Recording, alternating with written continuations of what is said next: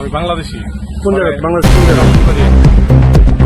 মনে করেন যে তারপরে কিরকম অবস্থা দেখতে বাংলাদেশ? মানে মানুষের পুরাও জ্বালাও সব থানা টানা সব পুরা দিছে। আমরা হিন্দুরা লেগে সমস্যা আমি আইএফএসি দেখেন। এরপরে মনে করেন মুসলিম হুজুররা এই সব থানা টানা মন্দিরও আগুন লাগাই দিছে। তারপরে তা মনে করেন যে স্কুলে এটা সব যা আছে পুরা টুরা পরিষ্কার। এরপরে সরকারি যত স্থাপনা আছে সব পুরে লেছে। আপনি কি বাংলাদেশের? আমি বাংলাদেশি। কোন জায়গায়? বাংলাদেশ কোন জায়গায়? ব্রাহ্মণবাড়িয়া।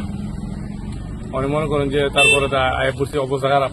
এই যে মানে খুবই ভয়াবহ অবস্থা। যত আওয়ামী লীগের নেতার বাড়ি ঘর আছে সব এটি পুরা লাইতেছে, পৌরসভা পুরা লাইতেছে, যা কিছু আছে সব দূরে দূরে ফিরতেছে কোন অবস্থা।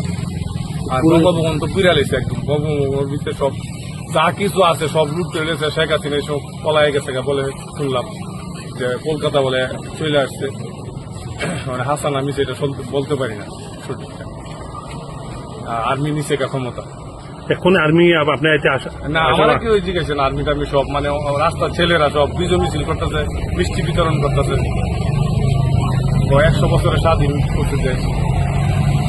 আমি কি অবস্থায় আছি, আমার কাপড় টাপড় দেখে ফ্যামিলি আমার বাংলাদেশ, আমার ছোট ভাইটা নারায়ণপুর। আমি গাইলে আমার 4-5 দিন পরে আবার যাবো একটু ঠান্ডা হয়ে।